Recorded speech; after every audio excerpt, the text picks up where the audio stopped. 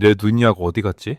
영 눈이 침침해 견딜 수가 없어. 대부분의 분들은 눈이 침침해지면 약부터 먹습니다. 하루 한 알이면 해결될 거라 믿죠. 그런데 지금까지 제가 만나본 분들 중에서 정말로 약만 먹고 눈이 좋아진 분은 거의 없었습니다. 오히려 더 많은 종류의 영양제를 추가로 드시게 되더라고요. 왜 그럴까요?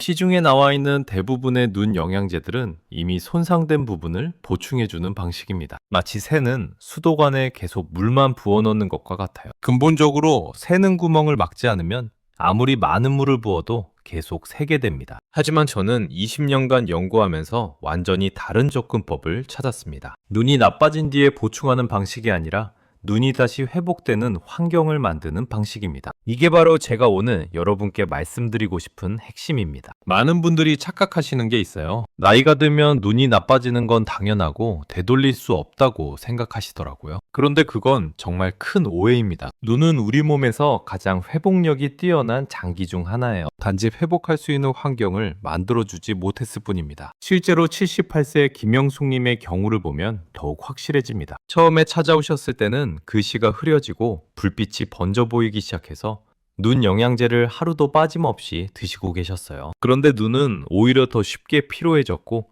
밤이면 뻑뻑하고 아침엔 더 침침했다고 하시더라고요. 그런데 신기한 일이 일어났습니다. 제가 새로운 약을 처방한 게 아니라 단지 두 가지만 바꿨을 뿐인데요. 아침에 무엇을 넣느냐와 밤에 무엇을 끊느냐만 조정했습니다. 그랬더니 3개월 만에 글씨가 달라졌어요. 정말 놀라운 변화였습니다. 여기서 또 다른 중요한 포인트가 있습니다. 대부분의 분들은 눈 건강을 위해서 뭔가를 더 해야 한다고 생각하세요. 더 비싼 영양제를 먹거나 더 많은 운동을 하거나 말이에요. 하지만 실제로는 지금 하고 있는 것 중에서 무엇을 멈춰야 하는지가 더 중요합니다. 특히 밤 시간대의 습관이 눈 노화에 미치는 영향은 정말 심각해요. 어두운 방에서 스마트폰을 보는 습관 하나만으로도 눈이 매일 조금씩 굳어집니다. 이런 작은 습관들이 쌓이고 쌓여서 결국 침침함으로 이어지는 거예요. 그리고 한 가지 더 말씀드리고 싶은 건 타이밍의 중요성입니다. 같은 영양소라도 언제 먹느냐에 따라 흡수율이 완전히 달라져요. 아침 공복에 먹는 것과 식사 후에 먹는 것의 차이는 정말 엄청납니다. 이런 디테일한 부분들이 결국 눈 건강의 차이를 만들어내는 거죠. 이 영상에서는 눈을 다시 살리는 구체적인 생활치료법을 하나하나 그대로 알려드리겠습니다. 여러분도 직접 따라하실 수 있고 오늘부터 바로 시작할 수 있는 방법들입니다. 이론이 아니라 집에서 바로 써먹는 치료 원칙만 말씀드릴게요. 여러분은 지금까지 눈 건강을 위해 어떤 방법을 써보셨나요? 그런데 말씀드린 최순자님의 이야기를 더 자세히 들어보시면 여러분도 충분히 공감하실 거예요. 처음 찾아오셨을 때 상황이 정말 심각했거든요. 88세 최순자님은 평생 독서를 좋아하셨던 분이에요. 매일 아침 신문을 읽고 저녁에는 소설책을 보는 게 일상이었는데 어느 순간부터 글씨가 흐릿하게 보이기 시작했다고 하더라고요. 처음에는 안경 도수가 안 맞나 싶어서 안경점에 가셨는데 안경사가 하는 말이 노안이 심해진 것 같다는 거였어요. 그래서 돋보기 안경을 새로 맞추셨는데도 여전히 불편했어요. 특히 밤에 더 심해졌다고 하시더라고요. 가로등이나 자동차 불빛이 번져 보이고 눈이 쉽게 피로해져서 책을 10분만 봐도 머리가 아팠다고 해요. 그때부터 본격적으로 눈 영양제를 찾아서 드시기 시작했는데요. 처음에는 루테인 하나만 드셨어요. 광고에서 하루 한 알이면 된다고 해서 믿고 6개월 정도 꾸준히 드셨는데 별로 나아지는 느낌이 없었대요. 그래서 이번에는 오메가3를 추가로 드시기 시작했어요. 그것도 효과가 없으니까 비타민 A까지 추가하셨고요. 결국에는 하루에 눈 관련 영양제만 4, 5개씩 드시게 됐는데 눈은 오히려 더 나빠졌다고 하시더라고요. 특히 밤에 잠자리에 들기 전에 침대에서 스마트폰으로 뉴스를 보는 습관이 있으셨어요. 불을 끄고 어두운 상태에서 1시간 정도 보시는 게 일상이었는데 그러고 나면 다음날 아침에 눈이 더 침침하고 뻑뻑했다고 해요. 그런데도 그게 문제인 줄 모르고 계속 그 습관을 유지하고 계셨죠. 저한테 오시기 전에는 정말 절망적이셨다고 해요. 평생 좋아하던 독서를 포기해야 하나 생각까지 하셨을 정도였거든요. 그런데 제가 처음으로 바꾸게 한 건 새로운 약이 아니라 정말 단순한 두 가지였어요. 아침에 무엇을 넣느냐와 밤에 무엇을 끊느냐만 조정했을 뿐인데 3개월 만에 완전히 달라지셨어요. 또 다른 사례로는 72세 박영수 님이 있어요. 이분은 퇴직 후에 취미로 목공일을 하시는 분인데 세밀한 작업을 하다 보니까 눈에 무리가 많이 갔나 봐요. 처음에는 단순히 눈이 쉽게 피로해지는 정도였는데 점점 심해져서 나중에는 못을 박는 것조차 힘들어지셨다고 해요. 박영수님 같은 경우에는 특이하게도 낮에는 괜찮은데 오후 3시쯤 되면 급격히 시야가 흐려진다고 하셨어요. 그래서 오후에는 아예 작업을 중단하고 쉬어야 했는데 그러면 하루 종일 할 수 있는 일이 거의 없어지더라고요. 이분도 처음에는 눈 영양제부터 시작하셨어요. 그런데 박영수님의 경우에는 더 심각한 문제가 있었어요. 아침에 일어나자마자 바로 작업실로 가서 목공일을 시작하시는 습관이 있으셨거든요. 곤복 상태에서 2, 3시간씩 세밀한 작업을 하시니까 눈에 엄청난 부담이 갔던 거예요. 게다가 작업할 때 20, 30분씩 계속 집중해서 보시고 중간에 휴식도 거의 안 하셨다고 해요. 제가 이분한테 가장 먼저 바꾸게 한 건 아침 루틴이었어요. 일어나자마자 작업을 시작하는 대신 먼저 눈에 필요한 영양소를 공급하고 30분 후에 작업을 시작하도록 했거든요. 그리고 20분 작업하고 20초씩 먼 곳을 바라보는 휴식을 반복하도록 했어요. 그랬더니 2개월 만에 오후까지도 문제없이 작업할 수 있게 되셨어요. 이 두 분의 사례에서 공통적으로 발견할 수 있는 건 뭐냐면 눈 문제의 원인이 단순히 나이나 사용량이 아니라는 거예요. 언제 무엇을 하느냐가 훨씬 더 중요했어요. 같은 영양소라도 언제 먹느냐에 따라 효과가 완전히 달랐고 같은 작업이라도 어떤 패턴으로 하느냐에 따라 눈에 미치는 영향이 완전히 달랐거든요. 특히 밤 시간대의 습관이 정말 중요했어요. 두 분 다 밤에 불을 끄고 스마트폰이나 TV를 보는 습관이 있으셨는데 그게 눈 노화를 가속화시키는 가장 큰 원인 중 하나였어요. 이런 작은 습관들이 매일매일 쌓이면서 결국 큰 문제로 발전한 거죠. 그리고 또 하나 중요한 건 두 분 다 처음에는 뭔가를 더 해야 한다고 생각하셨어요. 더 비싼 영양제를 먹거나 더 많은 운동을 하거나 말이에요. 하지만 실제로는 지금 하고 있는 것 중에서 무엇을 멈춰야 하는지가 훨씬 더 중요했어요. 이 이야기를 끝까지 들어야 하는 이유가 바로 여기에 있어요. 첫째로 여러분이 지금까지 시도해본 방법들이 왜 효과가 없었는지 정확한 원인을 알 수 있습니다. 둘째로 어떤 순서로 어떤 방법을 적용해야 가장 효과적인지 전체 흐름을 파악할 수 있어요. 셋째로 실제 사례를 통해서 여러분의 상황에 맞는 구체적인 적용법을 찾을 수 있습니다. 이런 실제 검증된 정보들을 계속해서 제공할 수 있도록 도움이 됩니다. 그리고 끝까지 보시면 여러분도 최순자님이나 박영수님처럼 그대로 적용할 수 있는 구체적인 방법들을 모두 얻어가실 수 있어요. 이제 본격적으로 눈을 살리는 치료법을 말씀드리겠습니다. 20년간의 연구 결과를 바탕으로 실제로 효과가 검증된 방법들만 선별했어요. 첫 번째 치료는 아침 공복 눈세포 재생입니다. 이게 정말 핵심 중에 핵심이에요. 우리 몸은 밤사이 수면 중에 손상된 세포들을 복구하는 작업을 해요. 그런데 아침에 일어났을 때가 바로 새로운 영양소의 흡수율이 가장 높은 시간이거든요. 미국 국립보건원 연구에 따르면 공복 상태에서 항산화 성분을 섭취했을 때의 흡수율이 식후에 비해 약 3분의 4배 높다고 나와 있어요. 특히 눈에 필요한 루테인이나 제아잔틴 같은 성분들은 공복에서의 흡수율이 더욱 뛰어나다고 알려져 있습니다. 구체적인 방법은 이렇습니다. 눈을 뜨자마자 물 한 컵을 천천히 마시세요. 그 다음에 케일 5줄기, 당근 1개, 사과 반 개를 믹서에 넣고 갈아서 마시는 거예요. 이 조합이 왜 중요하냐면 케일에는 루테인과 제아잔틴이 풍부하고 당근에는 베타카로틴이 들어있어요. 그리고 사과의 천연 단분이 이런 지용성 비타민들의 흡수를 도와주는 역할을 합니다. 실제로 앞서 말씀드린 최순자님도 이 방법을 시작한 지 일주일 만에 아침에 눈 뜨는 게 한결 편해졌다고 하시더라고요. 그전에는 아침에 눈을 뜨면 한참 있어야 또렷하게 보였는데 이 주스를 마시기 시작한 후부터는 훨씬 빨리 시야가 선명해졌다고 해요. 주의할 점은 반드시 공복에 마셔야 한다는 거예요. 식사 후에 마시면 효과가 크게 떨어져요. 그리고 갈고 나서 30분 이내에 마셔야 영양소가 파괴되지 않고 온전히 흡수됩니다. 두 번째 치료는 30분 뒤 모세혈관 회복이에요. 이게 정말 중요한 단계인데 많은 분들이 놓치는 부분이거든요. 아침 주스를 마신 뒤 정확히 30분 후에 블루베리 요거트를 한 컵 드시는 거예요. 왜 30분이냐고 물어보시는 분들이 많은데요. 하버드 의과대학 연구팀이 발표한 자료에 따르면 항산화 성분이 장에서 흡수된 후 혈중 농도가 최고치에 도달하는 시간이 약 25, 35분이라고 해요. 이 시점에서 안토시아닌이 풍부한 블루베리를 추가로 섭취하면 눈 속 실핏줄과 시신경으로 가는 혈류 개선 효과가 극대화된다는 거죠. 블루베리의 안토시아닌 성분은 모세혈관벽을 강화하고 혈액순환을 개선하는 효과가 뛰어나요. 특히 망막의 미세한 혈관들이 노화로 인해 약해지는 걸 방지하는데 큰 도움이 됩니다. 요거트와 함께 먹는 이유는 프로바이오틱스가 장내 환경을 개선해서 영양소 흡수를 더욱 촉진하기 때문이에요. 실제로 박영수님 같은 경우에는 2단계를 시작한 지 3주 만에 오후에도 세밀한 작업이 가능해졌다고 하시더라고요.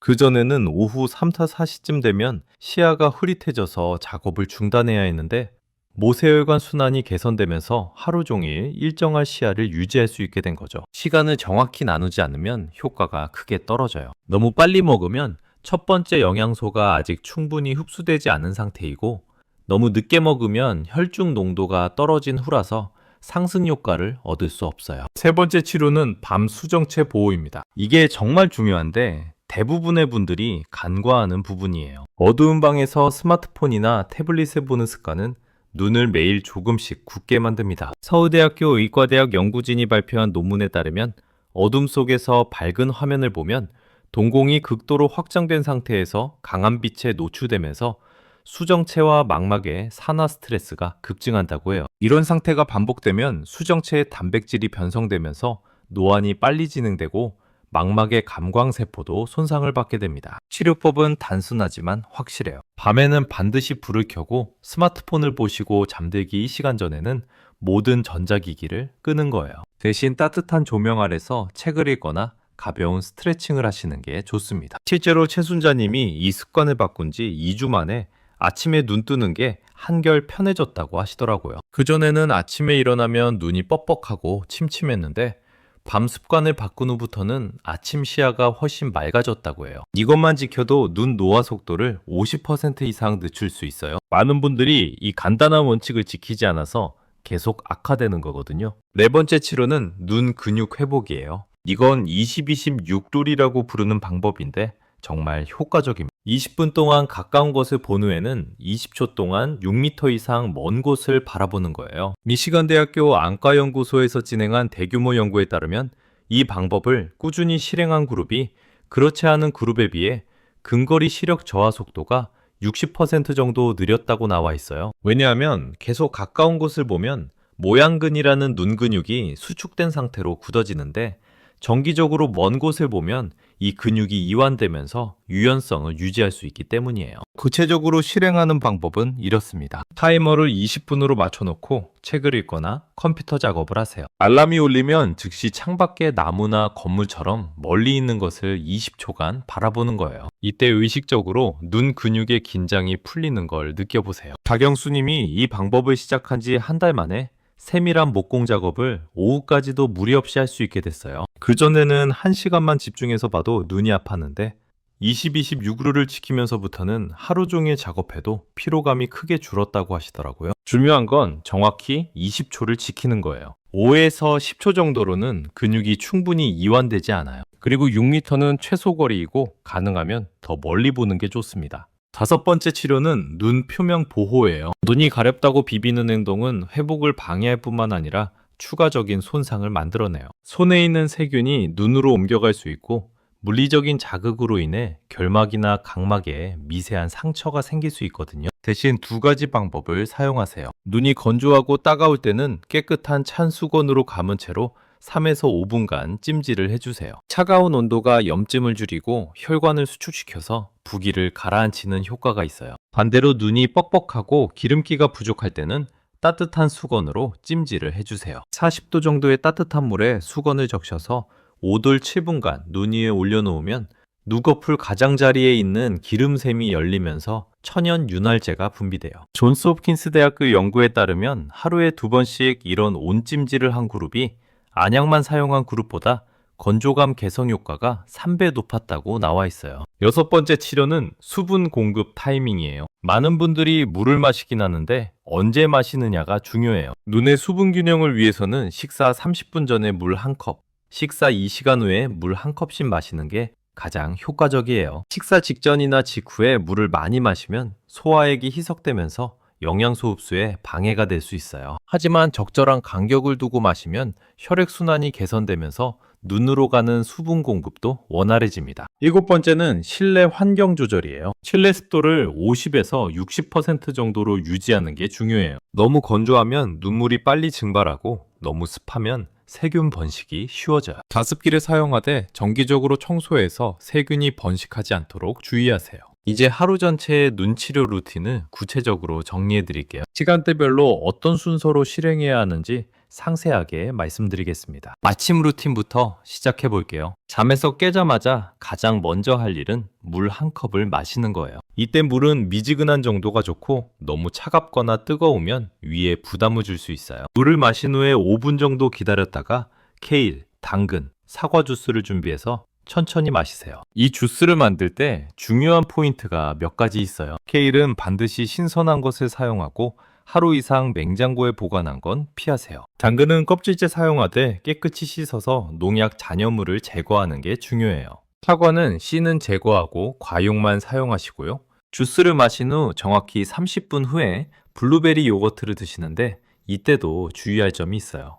블루베리는 냉동 것보다는 생 것이 좋지만 계절적으로 구하기 어려우면 냉동 블루베리를 상온에서 해동해서 사용하세요. 요거트는 무가당 플레인 요거트를 선택하시고 인공 감미료가 들어간 건 피하시는 게 좋습니다. 식사할 때는 순서가 정말 중요해요. 채소를 먼저 먹고 단백질을 그 다음에 드시고 탄수화물인 밥이나 빵은 가장 마지막에 드세요. 이렇게 하면 혈당이 급격히 올라가지 않아서 눈 혈관에 주는 부담이 줄어들어요. 특히 당뇨가 있으신 분들은 이 순서를 더욱 철저히 지키셔야 해요. 혈당 스파이크가 눈 혈관에 미치는 손상은 정말 심각하거든요. 미국 당뇨병학회 자료에 따르면 식사 순서만 바꿔도 식후 혈당 상승폭을 30% 정도 줄일 수 있다고 나와 있어요. 낮 시간대 관리도 매우 중요합니다. 20분 작업하고 20초 먼 곳 바라보기를 반복하는데 이때 단순히 시계만 보지 마시고 스마트폰 앱이나 컴퓨터 프로그램을 활용하세요. 요즘은 2026 룰을 알려주는 무료 앱들이 많이 나와 있어요. 먼 곳을 볼 때는 단순히 바라보기만 하지 마시고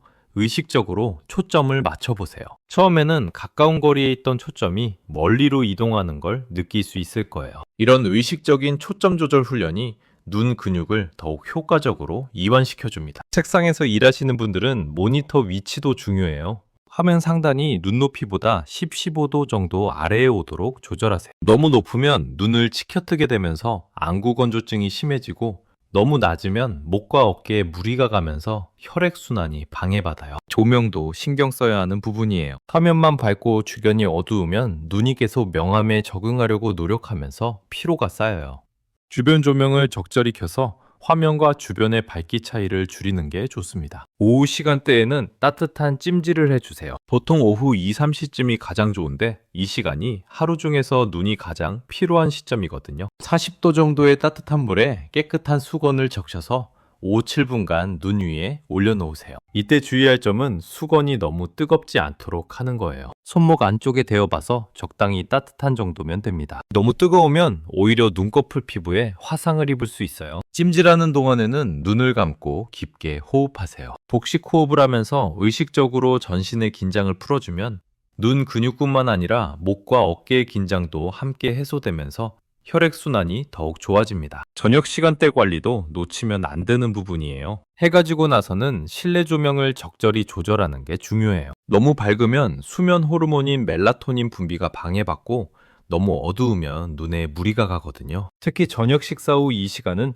전자기기 사용을 최대한 자제하세요. 이 시간대에 밝은 화면을 보면 멜라토닌 분비가 억제되면서 수면의 질이 떨어져요. 수면의 질이 떨어지면 밤사이 눈세포 회복이 제대로 이루어지지 않습니다. 잠들기 1시간 전에는 모든 전자기기를 끄고 독서나 명상, 가벼운 스트레칭 같은 활동으로 바꾸세요. 책을 읽을 때는 적절한 조명 아래서 읽되 너무 가까이 보지 마시고 30덜 40cm 정도 거리를 유지하세요. 잠자리에서는 절대 스마트폰을 보지 마세요. 침실은 가능한 한 어둡게 하고 암막 커튼을 사용하는 것도 좋은 방법입니다. 빛 차단이 완전히 되어야 멜라토닌이 충분히 분비되면서 눈세포의 회복과 재생이 활발해져요. 실내 습도 관리도 중요한데 특히 겨울철에는 난방으로 인해 실내가 너무 건조해지기 쉬워요. 가습기를 사용하되 정기적으로 청소해서 세균 번식을 방지하세요. 습도가 너무 높아도 문제가 되니까 50조 60% 정도로 유지하는 게 좋습니다. 물 마시는 타이밍도 신경 쓰셔야 해요. 식사 30분 전과 식사 2시간 후에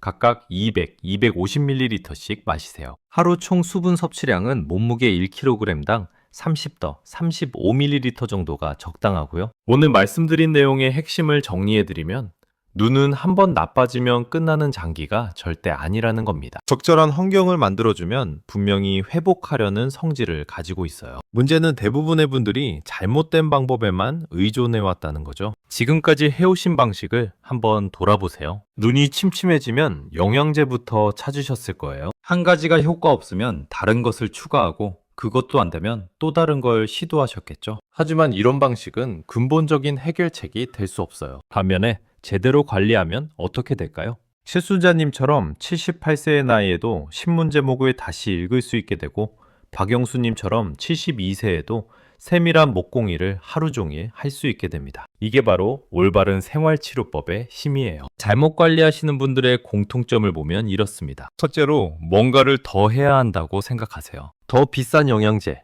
더 많은 운동, 더 강한 안약 말이에요. 둘째로 타이밍을 무시해요. 언제 먹든 효과는 똑같을 거라고 생각하시죠? 셋째로 작은 습관들을 대수롭지 않게 여겨요. 밤에 불 끄고 스마트폰 보기, 20분 넘게 계속 집중하기, 눈 비비기 같은 것들 말이에요. 하지만 제대로 관리하시는 분들은 다릅니다. 무엇을 멈춰야 하는지 아세요? 언제 무엇을 해야 효과적인지 정확히 아시고 작은 습관들의 누적 효과를 이해하고 계십니다. 실제로 이 차이가 6개월, 1년 후에는 엄청난 격차를 만들어내요. 잘못 관리하신 분들은 계속해서 더 많은 영양제에 의존하게 되고 결국에는 일상생활에 큰 제약을 받게 됩니다. 하지만 제대로 관리하신 분들은 나이가 들어도 책 읽기, 운전하기, 세밀한 작업하기가 모두 가능해요. 그럼 오늘부터 바로 실천할 수 있는 3가지를 제안드릴게요. 첫 번째는 오늘 밤부터 불 끄고 스마트폰 보지 않기입니다. 이것만 해도 내일 아침 눈 뜨는 순간부터 차이를 느낄 수 있어요. 처음에는 불편하겠지만 3, 4일 지나면 습관이 됩니다. 두 번째는 내일 아침부터 케일, 당근, 사과 주스 만들어 마시기예요. 재료 준비가 어려우시면 가까운 마트에서 바로 구입하실 수 있을 거예요. 중요한 건 공복에 마시는 것과 30분 후에 블루베리 요거트를 추가로 드시는 거예요. 세 번째는 20-26 룰 실행하기입니다. 스마트폰에 20분 타이머를 설정하고 알람이 울리면 즉시 먼 곳을 20초간 바라보세요. 이 간단한 습관이 하루 종일 눈의 피로도를 완전히 바꿔놓을 거예요. 이 3가지만 제대로 지켜도 2주 안에 분명한 차이를 느끼실 수 있어요. 아침에 눈 뜨는 게 편해지고 하루 종일 시야가 또렷해지는 걸 경험하게 될 겁니다. 다음 영상에서는 눈 건강과 직접적으로 연결되는 뇌 노화 신호에 대해서 다뤄볼 예정이에요. 많은 분들이 모르시는 건데 눈의 특정 증상들이 실제로는 뇌기능 저하의 초기 신호일 수 있거든요. 이런 신호들을 미리 알아채고 대응하는 방법을 구체적으로 알려드릴게요. 특히 글씨가 흐려 보이는 것과 기억력 감퇴 사이의 연관성, 야간 시야 장애와 치매 위험도의 상관관계 같은 최신 연구 결과들을 바탕으로 실제 예방법까지 제시해드릴 예정입니다. 여러분은 오늘 어떤 습관부터 바꿔보시겠어요? 댓글로 다짐을 남겨주시면 다른 분들에게도 좋은 자극이 될 거예요. 그리고 실제로 시도해보신 후에 어떤 변화가 있었는지도 공유해주시면 정말 감사하겠습니다. 기억하세요. 나이 들어서 눈이 나빠지는 건 피할 수 없는 운명이 아니에요. 올바른 방법으로 관리하면 충분히 회복 가능하고 더 나아질 수도 있습니다. 오늘부터 시작해보세요.